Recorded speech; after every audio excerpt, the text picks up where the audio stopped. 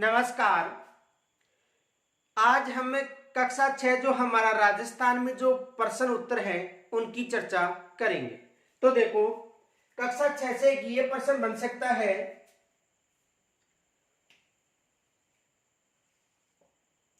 राजस्थान में ग्रीष्म ऋतु में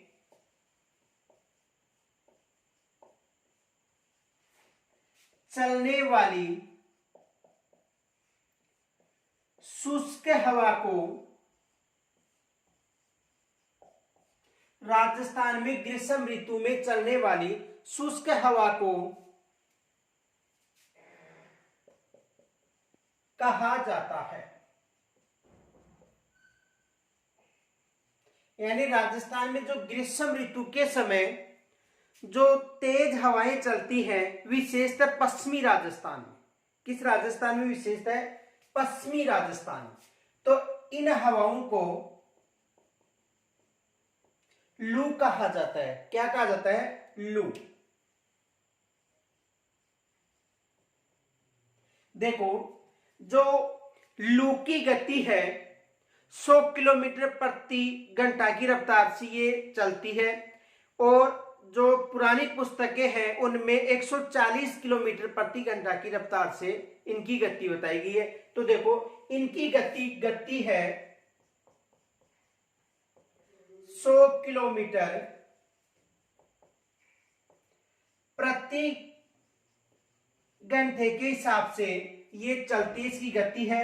ये तो जो एनसीईआरटी की जो नवीन पुस्तक है उनमें गति बता रखी है, और जो पुरानी पुस्तक है आरबीएसई के द्वारा तो उनमें गति बता रखी है 140 किलोमीटर प्रति घंटे की दर से इनकी गति है। तो देखो, जो नवीन पुस्तक है उनमें तो इनकी जो गति है वो बता रखी है 100 किलोमीटर प्रति घंटा की दर से, और जो पुरानी पुस्तक है उनमें लू की गति है 140 किलोमीटर प्रति घंटे की दर से इनकी गति है। तो पश्चिमी राजस्थान में जो शुष्क हवाएं, जो तेज हवा चलती हैं, उन्हें क्या कहा जाता है? लू कहा जाता है। तो यहां से एग्जाम केवल ये प्रश्न बन सकता है कि लू की गति कितनी है। तो लू की गति है 100 किलोमीटर प्रति घंटा, या 100 किलोमीटर नहीं आएगा तो 140 किलोमीटर प्रति घंटा। तो लू की गति है। आगे देखो, दूसरा प्रश्न ये बन सकता है,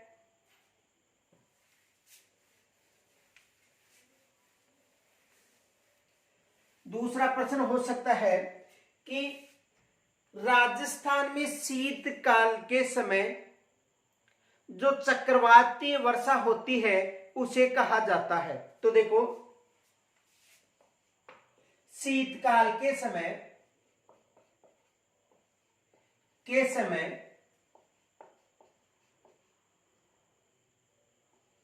राजस्थान में होने वाली,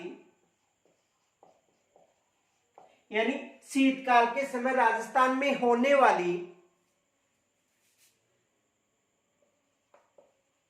चक्रवातीय वर्षा को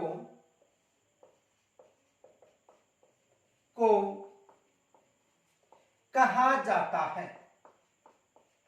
यानी शीतकाल में जो राजस्थान है इसमें जो चक्रवातीय वर्षा होती है उसे कहा जाता है। तो देखो, शीतकाल में जो चक्रवातीय जो वर्षा होती है उसे माउट कहा जाता है। क्या कहा जाता है? शीतकालीन वर्षा को माउट कहा जाता है, जो पश्चिमी विक्षोभीय वर्षा के नाम से भी जानी जाती है। इसे भूमध्य सागरीय वर्षा भी कहा जाता है। तो देखो, शीतकाल के समय राजस्थान में होने वाली चक्रवातीय वर्षा को माउट कहा जाता है, और ये जो वर्षा है रबी की फसल, जो रबी की फसल है उसके लिए काफी उपयोगी होती है। रबी की फसल के लिए ये वर्षा काफी उपयोगी होती है, और शीतकालीन जो वर्षा है वो केवल 5% जो टोटल वर्षा होती है उसमें 5% वर्षा शीतकालीन होती है और 95% वर्षा जो ग्रीष्म ऋतु में दक्षिणी पश्चिमी मानसून से जो वर्षा होती है वो 95% यानी 95% होती है और 5% जो माउंट यानी शीतकालीन, ये जो वर्षा है कौन सी है, शीतकालीन, तो शीतकालीन वर्षा होती है। तो यहां तक स्क्रीन छोड़ लीजिए, देखो इसे समझो।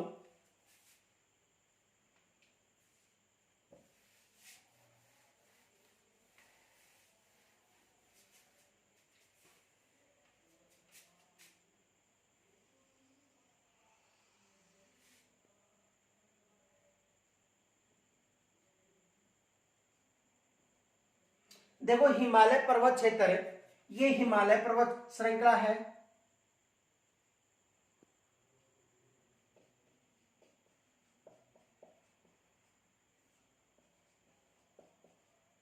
हिमालय पर्वत श्रेणी, और ये अरब सागर है।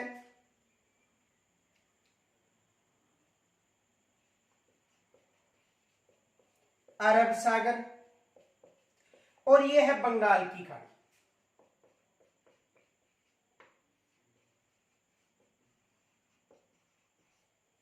और बंगाली खाड़ी में देखो शीतकालीन क्षेत्र, इस जगह सर्वाधिक वर्षा होती है जिसे कोरोमंडल तट कहा जाता है।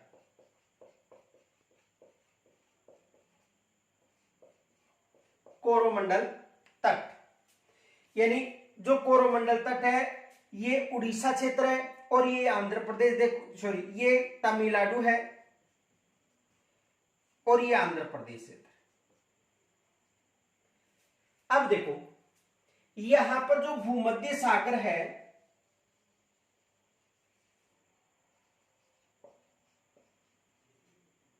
भूमध्य सागर, कौन सा सागर है, भूमध्य सागर। तो देखो शीतकाल के क्षेत्र में जो तिब्बतीय क्षेत्र है यहां पर न्यून वायुदाब पाया जाता है। ये जो तिब्बत का जो पठार क्षेत्र है यहां पर, तो यहां पर न्यून वायुदाब पाया जाता है। इस कारण उच्च वायुदाब से न्यून वायुदाब की तरफ हवाएं चलती है। इसके एक शाखा तिब्बती क्षेत्र में चली जाती है और यहां पर वर्षा करने के बाद जो एक शाखा है हिमालय के समानांतर होती हुई जो शुष्क हो जाती है और बंगाल की खाड़ी में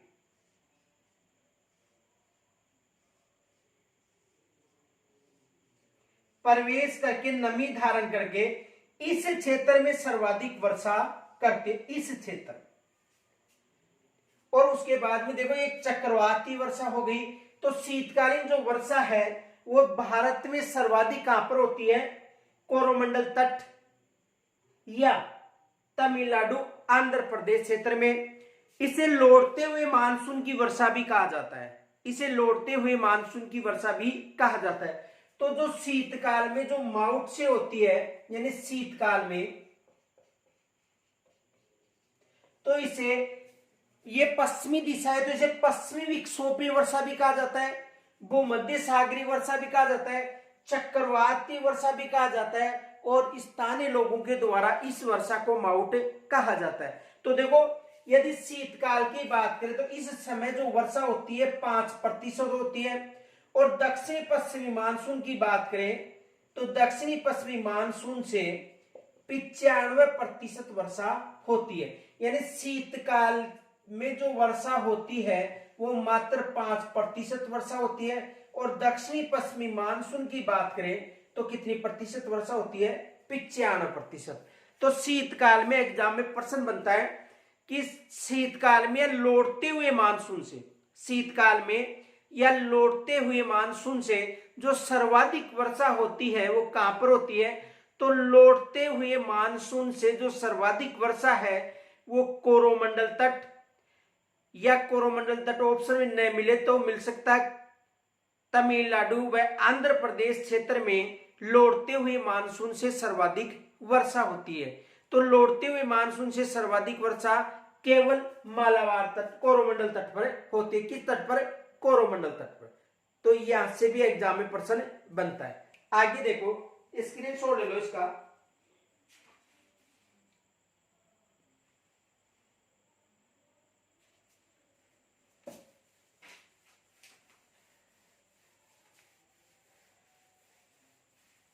दूसरा प्रश्न ये भी बनता है,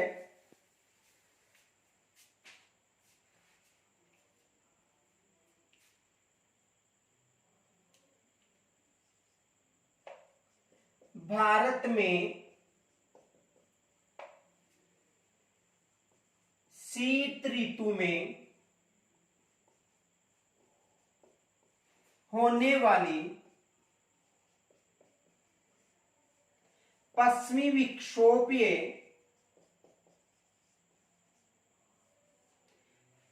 भारत में शीत ऋतु में होने वाली पश्चिमी विक्षोभीय वर्षा का उत्पत्ति स्थान है। यानी भारत में शीत ऋतु में होने वाली जो पश्चिमी विक्षोभीय वर्षा जिसे माउट कहा गया था, तो इसका जो उत्पत्ति स्थान कहां पर है, तो देखो इसका उत्पत्ति स्थान है भूमध्य सागर। भूमध्य सागर यानी इसकी जो उत्पत्ति स्थान पीछे बताया था, कौन सा क्षेत्र है, भूमध्य सागर। तो यहां से भी एग्जाम में प्रश्न बन सकता है। दूसरा प्रश्न ये बन सकता है, भारत में लौटते हुए मानसून से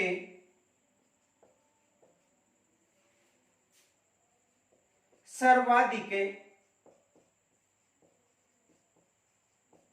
वर्षा, भारत में लौटते हुए मानसून से सर्वाधिक वर्षा किस तट पर होती है। यह भी एग्जाम में प्रश्न बनता है कि लौटते हुए मानसून से जो वर्षा है किस तट पर होती है, तो लौटते हुए मानसून से कोरोमंडल तट या तमिलनाडु राज्य, राज्य कौन सा है, तमिलनाडु, या जो कोरोमंडल तट है, यहां पर लौटते हुए मानसून से या शीतकाल में सर्वाधिक वर्षा किस क्षेत्र में होती है, कोरोमंडल तट पर। तो यहां तक स्क्रीन छोड़ लीजिए।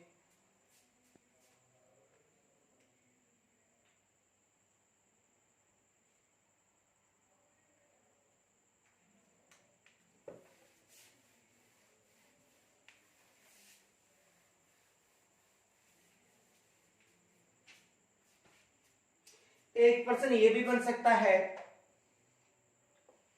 राजस्थान में कौन सी फसल से, राजस्थान में कौन सी फसल से, राजस्थान में कौन सी फसल के लिए मावठ या शीतकालीन वर्षा लाभदायक है।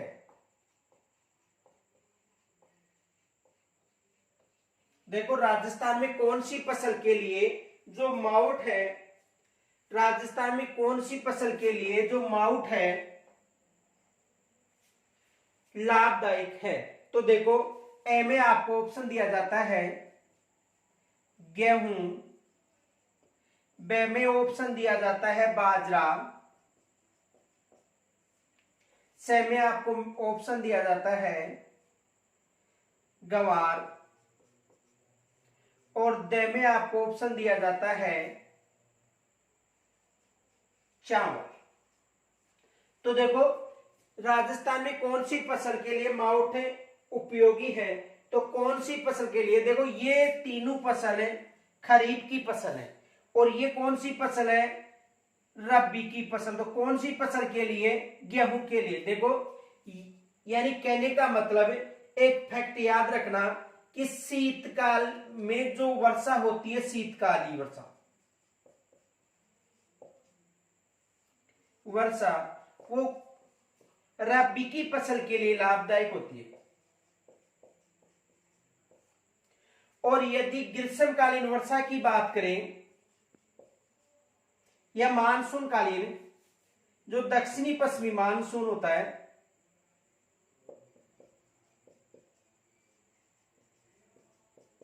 वो रब्बी की फसल के लिए लाभदायक होता है। कौन सी फसल?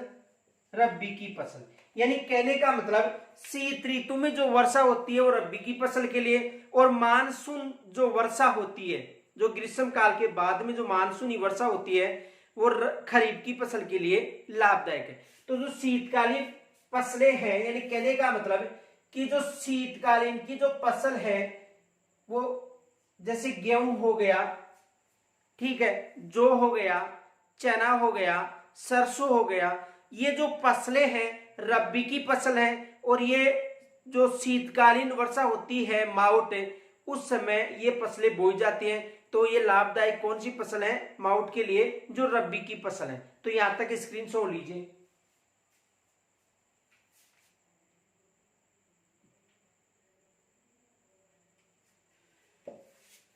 दूसरा प्रश्न ये बन सकता है,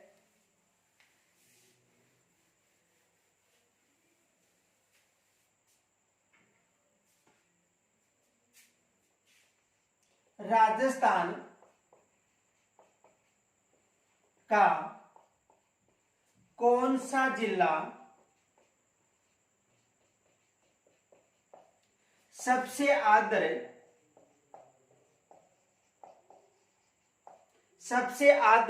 जिला है?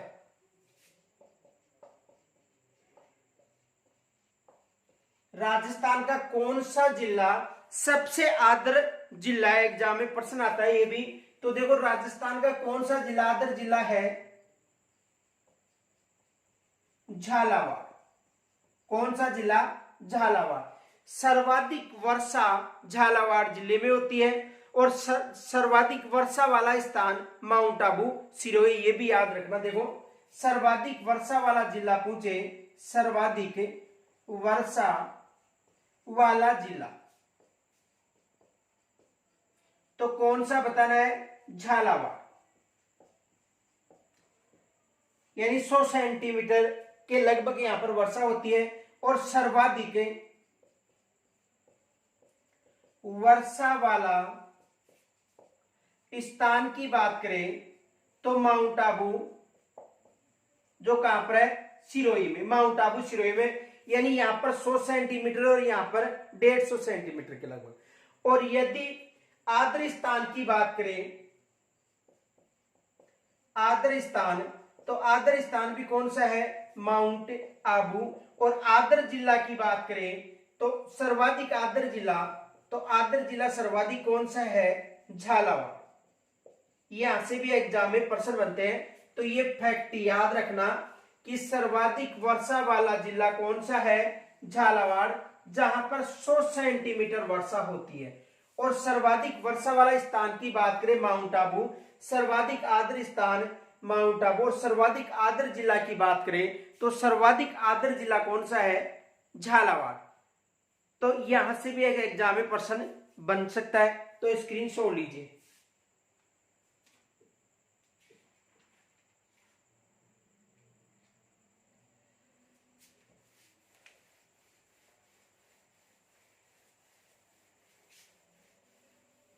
अब देखो प्रश्न ये भी बन सकता है अगला, राजस्थान को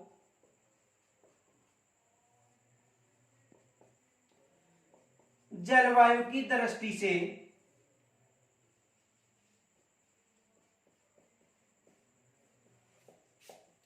कितने भागों में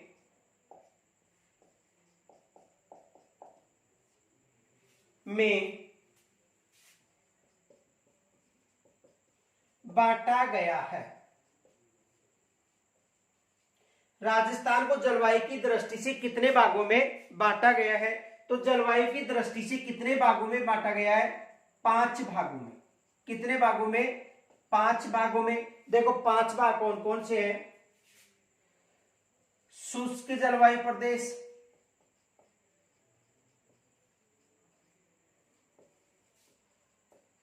एक तो कौन सा जलवायु प्रदेश है? शुष्क जलवायु प्रदेश।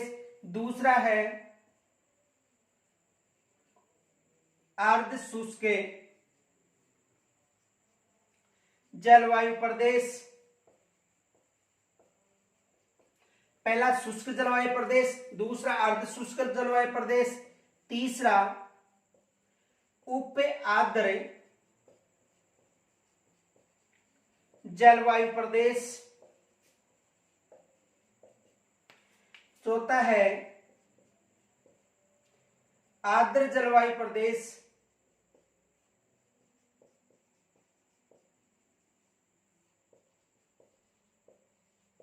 और पांचवा है अति आर्द्र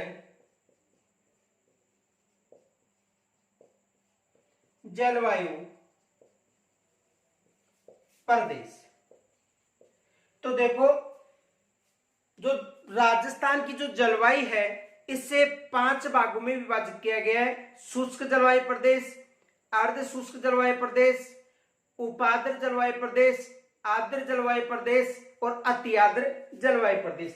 ये जो दोनों भाग हैं ये पश्चिमी रेतीले मैदान में पाए जाते हैं, पश्चिमी रेतीले मैदान।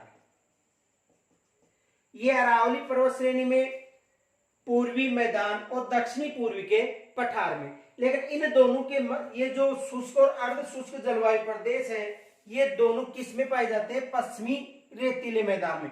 तो एग्जाम में प्रश्न बन सकता है कि जो क्षेत्रफल की दृष्टि से सबसे बड़ा मैदान कौन सा है? पश्चिमी रेतीला मैदान, जो 61.11% भाग पर विस्तृत है और यहाँ पर जनसंख्या लगभग 40% पाई जाती है। तो पश्चिमी जो रेतीला मैदान है उसे शुष्क जलवायु व अर्ध शुष्क जलवायु, यानी कहने का मतलब इन दोनों के मध्य 25 सेंटीमीटर वर्षा होती है। इन दोनों के मध्य कितनी सेंटीमीटर वर्षा होती है? 25 सेंटीमीटर वर्षा होती है। किनके मध्य? शुष्क जलवायु और अर्ध शुष्क जलवायु के मध्य। और किस मैदान में पाए जाते हैं? पश्चिमी रेतीले मैदान में। सर्वाधिक वर्षा किस में होती है? अति आर्द्र जो जलवायु प्रदेश है यहां पर सर्वाधिक वर्षा होती है। और उपार्द्र जलवायु प्रदेश जो अरावली क्षेत्र में माना जाता है, जो जल विभाजक रेखा मानी जाती है अरावली, वहां पर कौन सा जलवायु प्रदेश माना जाता है? उपार्द्र जलवायु प्रदेश। तो यहां तक स्क्रीन छोड़ लीजिए।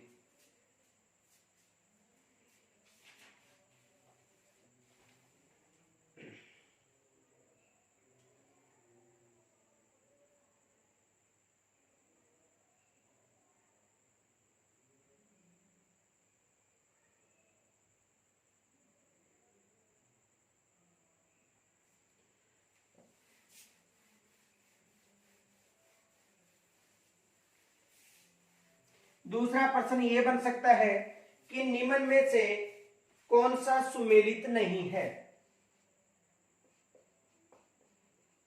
निम्न में से कौन सा सुमेलित नहीं है? देखो ये भी प्रश्न बन सकता है, इसी तरह का प्रश्न बन सकता है कि निम्न में से कौन सा सुमेलित नहीं है। देखो एमए चंबल नदी आ सकता है और यहां पर मिल सकता है आपको पार्वती। बे में मिल सकता है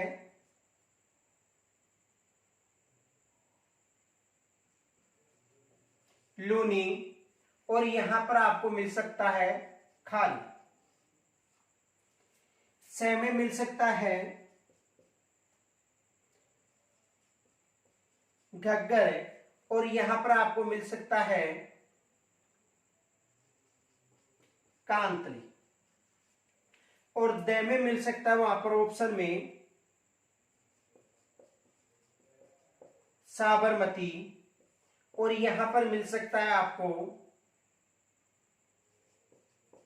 से। ये इस तरह का प्रश्न आ सकता है कि निम्न में से कौन सा सुमेलित नहीं है। तो देखो चंबल की सहायक नदी कौन सी है? पार्वती, सही है। लूनी की सहायक नदी कौन सी है? खारी, सही है। अब देखो गग्गर की कोई सहायक नदी नहीं है और ये दोनों नदियां कौन सी नदियां हैं? आंतरिक नदियां हैं। गग्गर भी आंतरिक नदी है और कांतली भी आंतरिक नदी है। ऑप्शन क्या हो जाएगा? से। और साबरमती की जो सहायक नदी है वो कौन सी है? सेई नदी। साबरमती की सहायक नदी कौन सी है? सेई नदी। तो ऐसा प्रश्न भी आ सकता है। देखो प्रश्न ये आएगा, एक तरफ नदी दे दी जाएगी मुख्य, और उस नदी की जो सहायक नदियां हैं वो दूसरी तरफ दे दी जाएंगी, और ये पूछा जा सकता है कि निम्न में से कौन सा कथन सुमेलित नहीं है।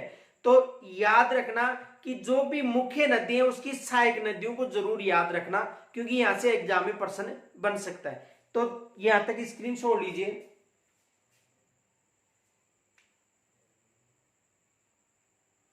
दूसरा प्रश्न ये बन सकता है,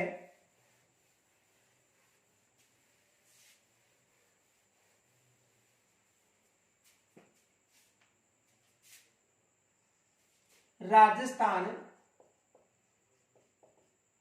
में कौन सा अपवाह तंत्र सबसे बड़ा है? यह प्रश्न भी बन सकता है कि राजस्थान में कौन सा अपवाह तंत्र सबसे बड़ा है। तो देखो आंतरिक अपवाह तंत्र है वो सबसे बड़ा है। कौन सा अपवाह तंत्र है? आंतरिक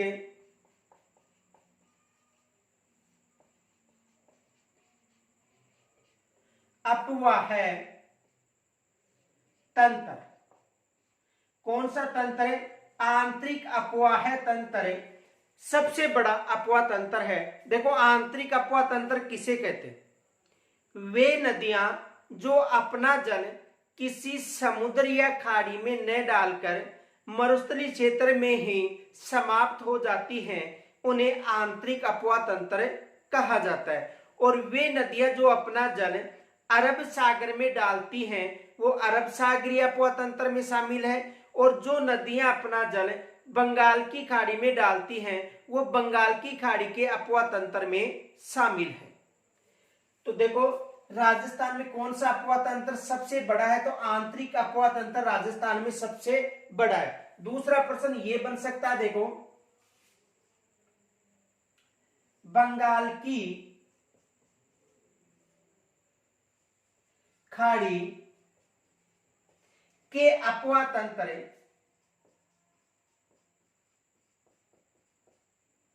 में शामिल नहीं है। यह प्रश्न भी बन सकता है। देखो बंगाल की खाड़ी के अपवाह तंत्र में शामिल नहीं है, या तो ऐसा प्रश्न बना सकता है, या प्रश्न बना सकता है कि अरब सागर के अपवाह तंत्र में शामिल नहीं है, या आंतरिक अपवाह तंत्र में शामिल नहीं है। देखो तीनों प्रश्न बना के बताऊं। एक तो देखो बंगाल की खाड़ी के अपवाह तंत्र में शामिल नहीं है, वहां पर आपको देखो ऑप्शन मिल सकता है लूनी बेसिन, दूसरा मिल सकता है बनास बेसिन, तीसरा मिल सकता है चंबल बेसिन, और चौथा मिल सकता है सभी। तो देखो जो लूनी बेसिन है, कौन सा बेसिन है? लूनी बेसिन, ये अरब सागरीय बेसिन है। बाकी बनास बेसिन बंगाल की खाड़ी का बेसिन है, चंबल बेसिन भी कहां का बेसिन है? बंगाल की खाड़ी का।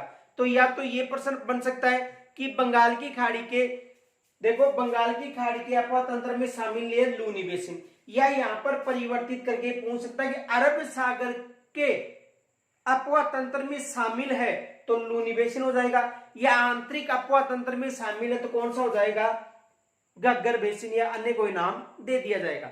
तो एग्जाम ऐसा प्रश्न भी बन सकता है कि विशेष आपको यहां पर याद रखना है कि आंतरिक अपवाह तंत्र की नदियां याद रखनी है, बंगाल की खाड़ी की नदियां, और जो अरब सागर में अपना जल डालती हैं उन नदियों को याद रखना है। देखो पहले तो यहां से स्क्रीनशॉट लीजिए।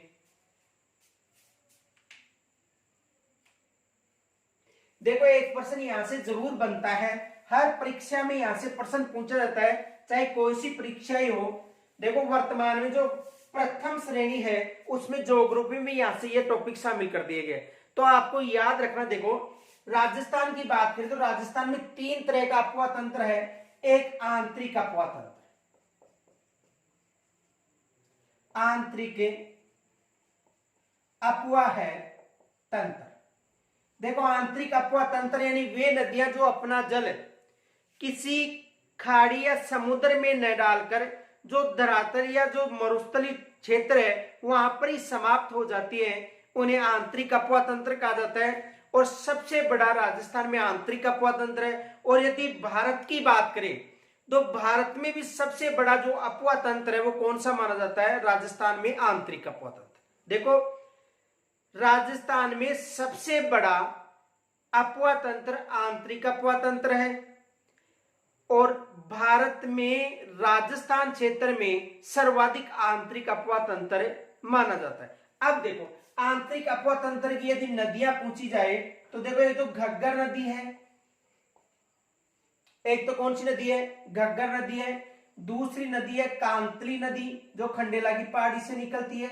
ये कालका पहाड़ी जो हिमाचल प्रदेश की राजधानी शिमला वहां से निकलती है। तीसरी है दूसरी कांतली। तीसरी है काकनीय नदी जिसे स्थानीय भाषा में मसूरदी नदी भी कहते हैं। इनके अलावा देखो जो सांबर झील है उसमें गिरते हैं, जैसे देखो खारी नदी जिसे बेड़कारी भी कहते हैं,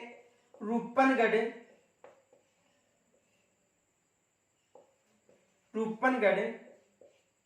इनके अलावा खंडेला नदी, साबी नदी, मेंथा नदी,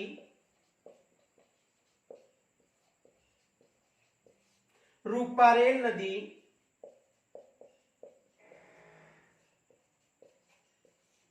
ये आंतरिक अपवा तंत्र की नदियां मान जाते हैं। घग्गर, कांतली, काकनीय, खारी, रूपनगढ़, खंडेला, साबी, मेंथा, रूपारेल। इनके अलावा देखो जो वर्तमान में जो एनसीईआरटी की जो पुस्तकें आई हैं, एनसीईआरटी की जो वर्तमान में पुस्तक है उनमें जो बाणगंगा नदी है, कौन सी नदी? बाणगंगा नदी, इसे भी आंतरिक अपवा तंत्र की नदी बताई गई है। जो वर्तमान पुस्तक है उनमें यह बताया गया है कि जो बाणगंगा है यमुना की सहायक नदी मान जाती है, लेकिन वर्तमान में जो पुस्तकें चल रही है उसमें बाणगंगा को भी आंतरिक अपवा तंत्र की नदी बताया गया है। तो देखो आंतरिक अपवा तंत्र की नदी घग्गर, कांतली, काकनीय, खारी, रूपनगढ़, खंडेला, साबी, मेंथा और रूपारेल। अन्य छोटी नदियां और भी हैं, लेकिन इन नदियों को याद रखना। अब एग्जाम में यदि प्रश्न पूछा जाए कि निम्न में से कौन सा आंतरिक बेसिन की नदी है, तो ये नदियां याद रखने की, ये आंतरिक बेसिन की नदियां हैं, ये याद रखनी। यहां तक स्क्रीनशॉट लीजिए पहले।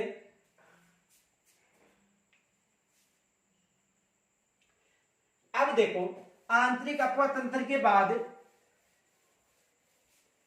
अरब सागरीय अपवा तंत्र। अरब सागरीय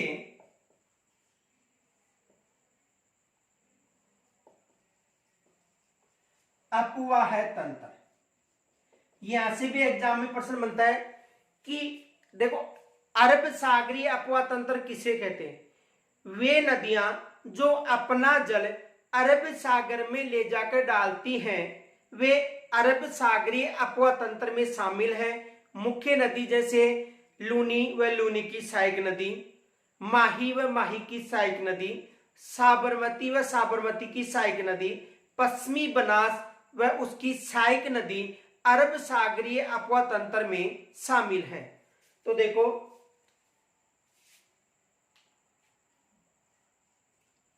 लूनी व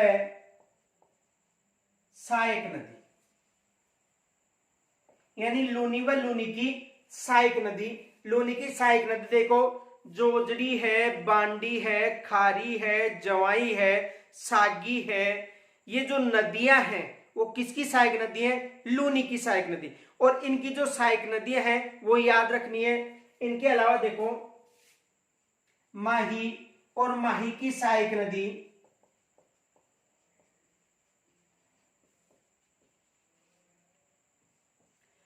साबरमती व सहायक नदी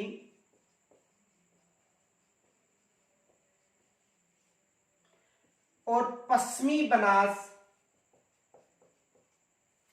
व सहायक नदी, ये किस अपवा तंत्र में शामिल है? अरब सागरीय अपवा तंत्र में। और इन नदियों की जो डिटेल है वो हमारी प्ले लिस्ट में जो नदियों का टॉपिक है उसमें इनकी सहायक नदियों की डिटेल आपको वहां पर मिल जाएगी। दूसरा प्रश्न ये बन सकता है, देखो अरब सागरीय अपवा तंत्र के अलावा बंगाल की खाड़ी का अपवा तंत्र, बंगाल की खाड़ी का अपवा तंत्र,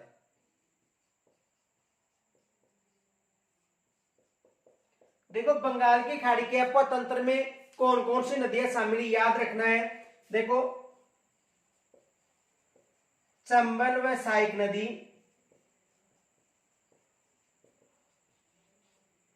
दूसरा है बनास व सहायक नदी,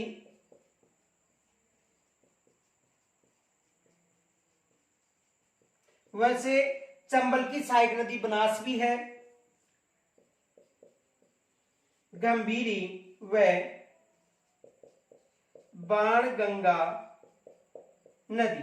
देखो बाणगंगा नदी को जो पुरानी पुस्तक है माध्यमिक शिक्षा बोर्ड की संचालित होती थी उनमें जो बाणगंगा उसे बंगाल की खाड़ी के अपवा तंत्र में शामिल किया गया है। और जो वर्तमान में जो हमारा राजस्थान कक्षा 6 में चलता है उसमें जो बाणगंगा है उसे आंतरिक अपवा तंत्र की नदी बताई गई है। तो हमें यदि वहां पर पूछा जाता है कि बाणगंगा नदी है तो देखो इन पुस्तकों के आधार पर आंतरिक अपवा तंत्र ही बताना है। ये याद रखना है कि वर्तमान पाठ्य पुस्तक में जो दे रखा है उसी के आधार पर वहां पर आपको आंसर बताना है, ये नहीं कि किसी गाइड में क्या दे रखा है। तो बाणगंगा है जो पाठ्य पुस्तक कक्षा 6 में नदियों का जो टॉपिक है उसमें आंतरिक अपवा तंत्र की बता रखी है, तो आंतरिक अपवा तंत्र की बतानी है, न कि बंगाल की खाड़ी के अपवा तंत्र। तो यहां तक स्क्रीनशॉट लीजिए।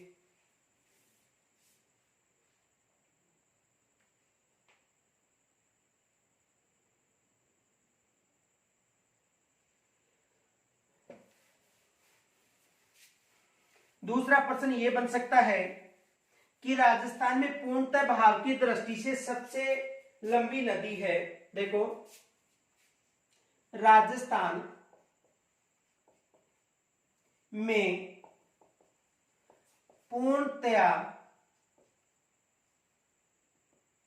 पूर्णतः बहाव की दृष्टि से सबसे लंबी नदी है।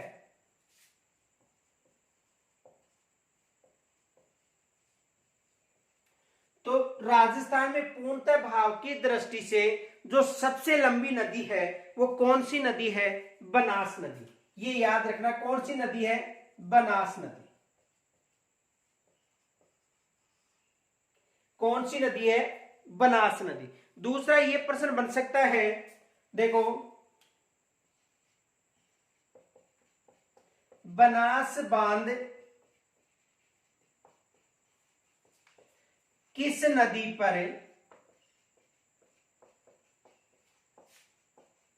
निर्मित है? जो बनास बांध है वो किस नदी पर निर्मित है? तो देखो वहां पर आपको ऑप्शन में दिया जाएगा, ए में मिलेगा, आपको मिल सकता है बनास नदी, बे में मिल सकता है साबरमती नदी,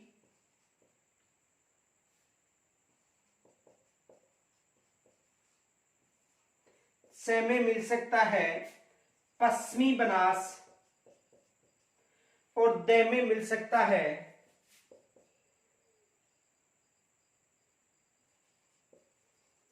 चंबल नदी। तो देखो जो बनास बांध है, कौन सा बांध? बनास बांध, वो किस नदी पर निर्मित है?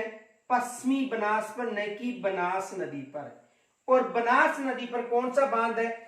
इस नदी पर यदि बांध पूछा जाता है तो इस नदी पर कौन सा बांध है? बीसलपुर बांध। इस नदी पर कौन सा बांध है? बीसलपुर।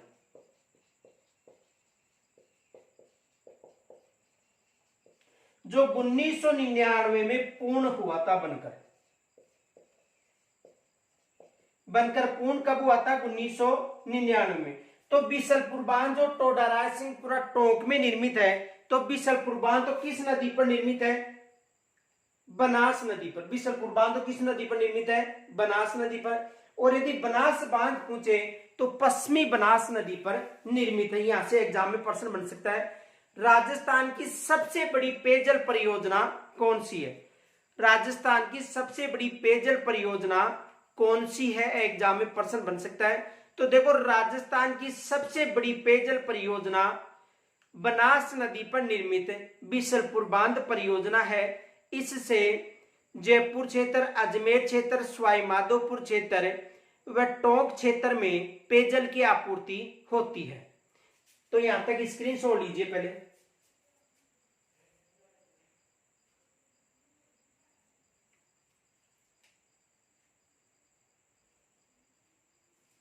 दूसरा प्रश्न यह बन सकता है,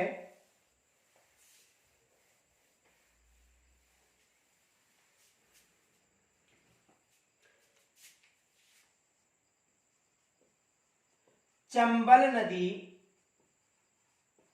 का बहाव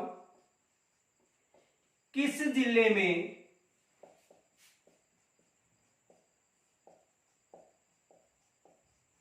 नहीं है? यानी चंबल नदी का जो बहाव है किस जिले में नहीं है? ऑप्शन मिल सकता है ए में चित्तौड़गढ़, बे में कोटा, से में मिल सकता है करौली और दे में मिल सकता है झालावाड़। तो देखो, चंबल नदी का जो बहाव क्षेत्र है किस जिले में नहीं है? तो राजस्थान की 3 नदियां याद रखना है, बनास नदी, इनके अलावा लूनी नदी और चंबल नदी। इनका जो बहाव क्षेत्र है 6 जिलों में है। कितने कितने जिलों में है? 6 जिलों में। किन किन नदियों का देखो, इसका तो उत्तर होगा चित्तौड़ में बहाव क्षेत्र है, कोटा में भी है, करौली में भी। कौन सा आएगा? झालावाड़ यानी द।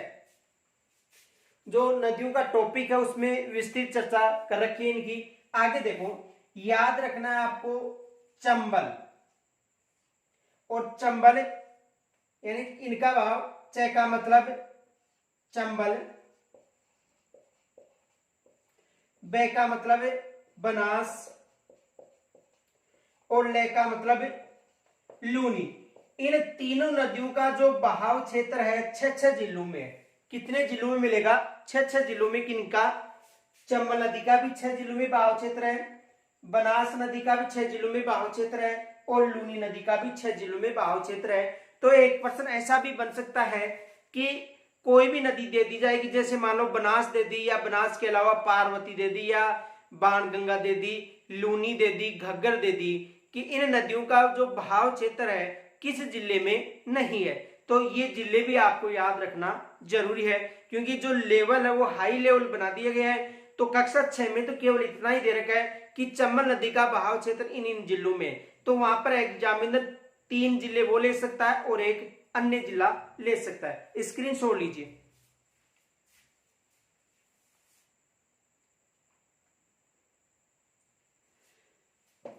दूसरा प्रश्न ये बन सकता है,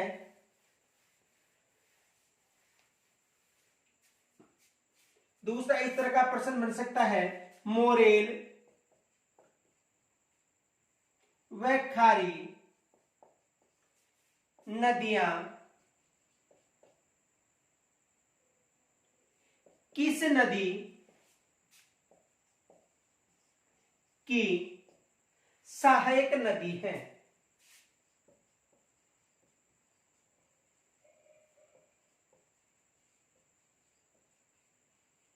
मोरेल व खारी नदियां किस नदी की सहायक नदियां हैं? एक ऐसा प्रश्न भी जरूर बनेगा। एक नदी दे दी जाएगी और उस नदी की सहायक नदी देकर पूछा जा सकता है कि कौन सी नदी की कौन सी नदी सहायक है। तो देखो, मोरेल व खारी नदी दोनों किसकी सहायक नदी है? बनास नदी की। या दूसरा देखो ऐसा भी प्रश्न दे सकता है, जहां पर देखो चंबल नदी में, चंबल नदी में जहां पर चूलिया जलप्रपात निर्मित, चंबल नदी में जहां पर चूलिया जलप्रपात निर्मित होता है, वहां पर किस नदी का समापन होता है। अब देखो यानी किस नदी का होगा, जिस नदी पर चूलिया जलप्रपात बनता है। चूलिया जलप्रपात तो किस नदी पर बनता है, चंबल पर बनता है, लेकिन ब्राह्मणी नदी आकर अपना जल डालती है, बहसोरगढ़ के पास चूलिया जलप्रपात बनता है। ये जो जलप्रपात है वो कहां पर बनता है, चूलिया जलप्रपात, देखो बहसोरगढ़ कहां पर है, चित्तौड़गढ़ में। तो यहां पर चूलिया जलप्रपात बनता है, कहां पर, भैंसरोड़गढ़। देखो भैंसरोड़गढ़ दुर्ग का निर्माण बैसा साहेब रोडाचार्य ने बनाया था। देखो यहां से कौन कौन से प्रश्न बनते हैं, ध्यान से सुनना। चूलिया जलप्रपात चित्तौड़गढ़ में भैंसरोड़गढ़ नामक स्थान पर बनता है और भैंसरोड़गढ़ दुर्ग का निर्माण बैसा साहेब व रोडाचार्य दो व्यापारियों ने अपनी बालद की सुरक्षा के लिए इस दुर्ग का निर्माण करवाया था। तो देखो भैंसरोड़गढ़ में कौन सा जलप्रपात बनता है, चूलिया जलप्रपात, और किस नदी के समापन पर है, ब्राह्मणी नदी पर। जो ब्राह्मणी नदी है जिसका उद्गम हीरापुर जो गांव है, चित्तौड़गढ़ का ही जो भैंसरोड़गढ़ में हीरापुर गांव है, वहां से इस नदी का उद्गम होता है। तो ब्राह्मणी नदी के समापन पर चूलिया जलप्रपात बनता है। जो चूलिया जलप्रपात है भारत का 5वां बड़ा जलप्रपात है। भारत का कौन सा जलप्रपात है, भारत का 5वां बड़ा जलप्रपात है। और यदि राजस्थान की बात करें तो राजस्थान का सबसे बड़ा जलप्रपात है। तो ऐसा प्रश्न भी बन सकता है, स्क्रीनशॉट ले लीजिए।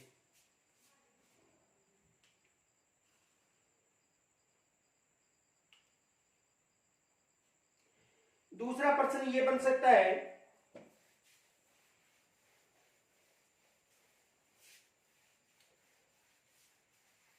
सूकड़ी नदी किसकी सहायक नदी है। दूसरा प्रश्न ये बन सकता है, सूकड़ी नदी किसकी सहायक नदी है। सूकड़ी किसकी सहायक नदी है। तो देखो सूकड़ी नदी किसकी सहायक नदी है, लूनी की सहायक। और सूकड़ी नदी पर एक बांध भी निर्मित है, यह भी एग्जाम में पूछा जा सकता है। कौन सा बांध, बांकली बांध। सूकड़ी नदी पर कौन सा बांध निर्मित है, इस नदी पर, सूकड़ी नदी पर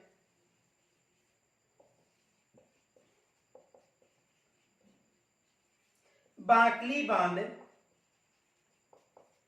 निर्मित है। कौन सा बांध निर्मित है, बांकली बांध किस नदी पर निर्मित है, सूकड़ी नदी पर। एक प्रश्न नदियों से यह भी पूछा जा सकता है, किस नदी को आदि मीठी व आदि खारी के नाम से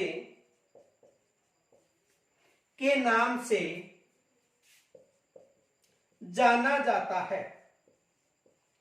यानी किस नदी को आदि मीठी व आदि खारी के नाम से भी जाना जाता है। तो कौन सी नदी है, लूनी नदी। कौन सी नदी है, लूनी नदी। तो यहां तक स्क्रीनशॉट लीजिए।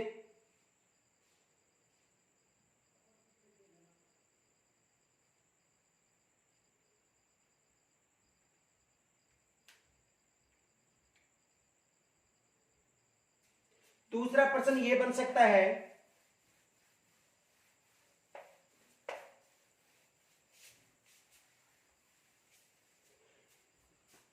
जालोर जिले में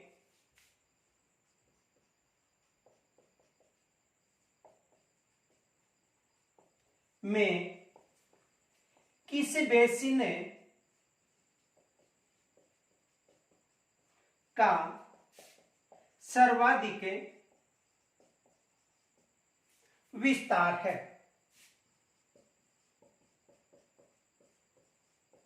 यानी जालोर जिले में किस बेसिन का सर्वाधिक विस्तार है, ये भी एग्जाम में प्रश्न बन सकता है। तो देखो जालोर में लूनी बेसिन का, किस बेसिन का सर्वाधिक विस्तार है? लूनी बेसिन का। और लूनी नदी को जालोर में रेल या नाड़ा के नाम से भी जाना जाता है, ये भी फैक्ट याद रखना, नोट। लूनी को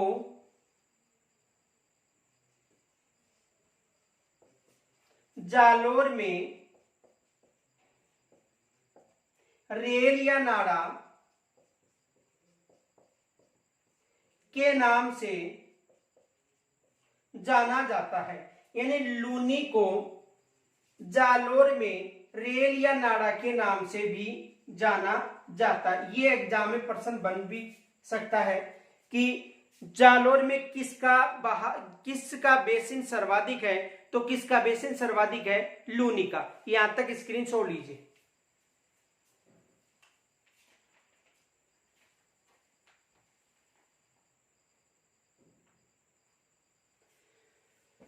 दूसरा प्रश्न यह बन सकता है,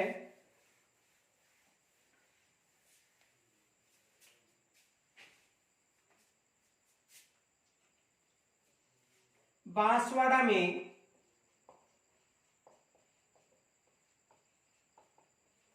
माही नदी पर कौन सा बांध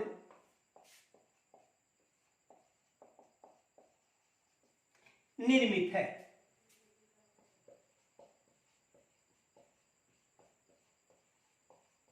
तो देखो बांसवाड़ा में माही नदी पर कौन सा बांध, माही बजाज सागर बांध या जमनालाल बजाज सागर बांध निर्मित है? देखो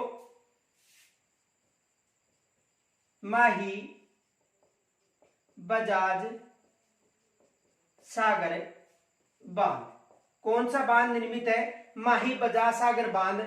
और माही नदी पर जो दो अन्य सहायक नदियां आकर मिलती हैं, जिसे त्रिवेणी संगम कहा जाता है डूंगरपुर में, वहां पर देखो दूसरा प्रश्न ये बन सकता है, माही नदी पर किन नदियों के मिलने से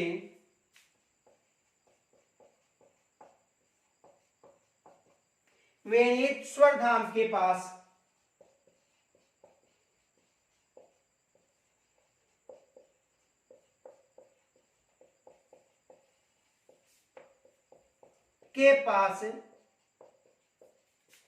त्रिवेणी संगम निर्मित होता है?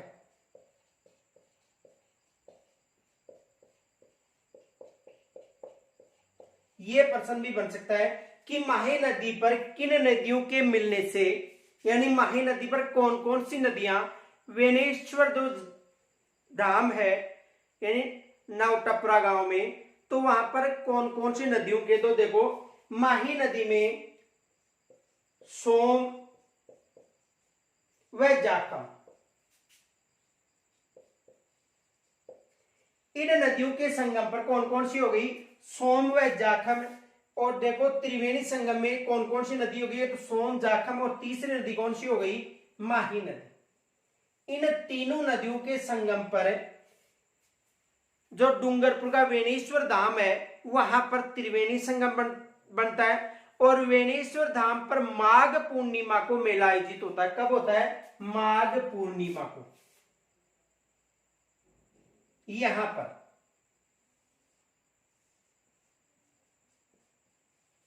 माघ पूर्णिमा को मेला आयोजित होता है। कब होता है? माघ पूर्णिमा को मेला आयोजित होता है। तो ये भी प्रश्न पूछा जा सकता है कि जो त्रिवेणी संगम है सोम जाखम और माहिका, जो त्रिवेणी संगम है सोम जाखम माहिका, वहां पर कब मेला आयोजित होता है? तो माघ पूर्णिमा को मेला आयोजित होता है। इनके अलावा देखो स्क्रीनशॉट लीजिए पहले।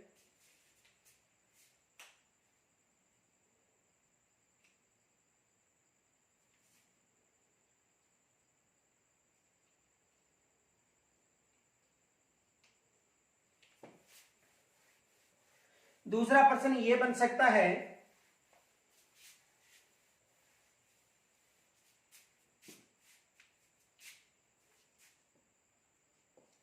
नदियों द्वारा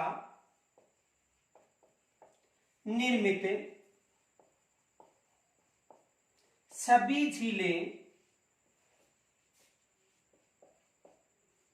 मीठे पानी की होती हैं,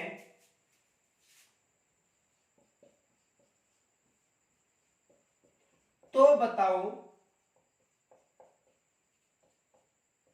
ऐसी कौन सी नदी है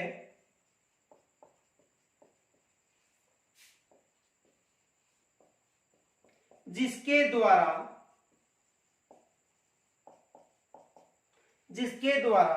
खारे पानी की झील का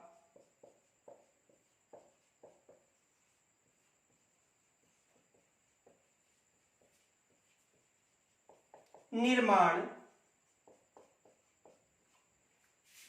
किया गया है या किया जाता है? यह प्रश्न भी बन सकता है।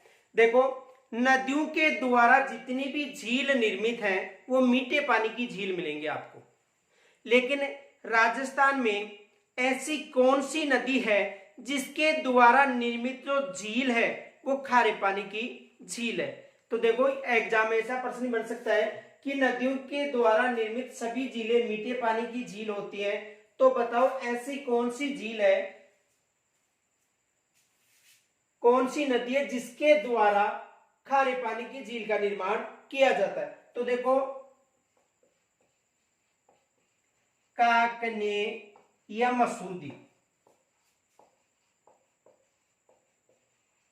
जो नदी है, इस नदी पर या इस नदी के द्वारा किस झील का निर्माण किया जाता है?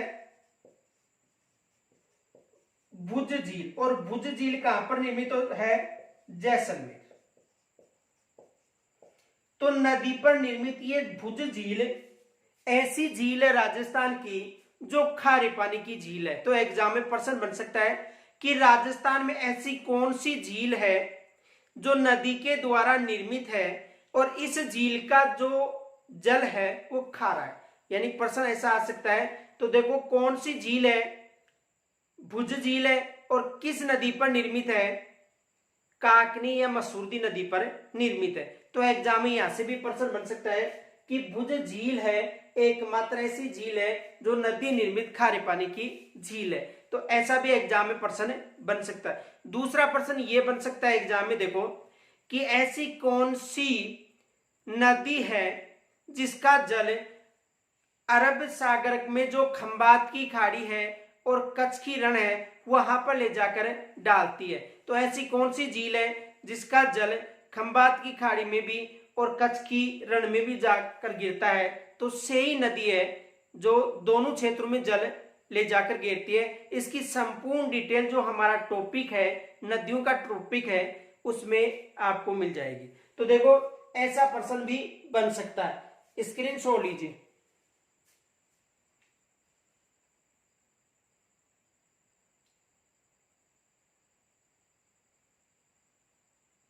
दूसरा प्रश्न यह बन सकता है, राजस्थान में सतही जल,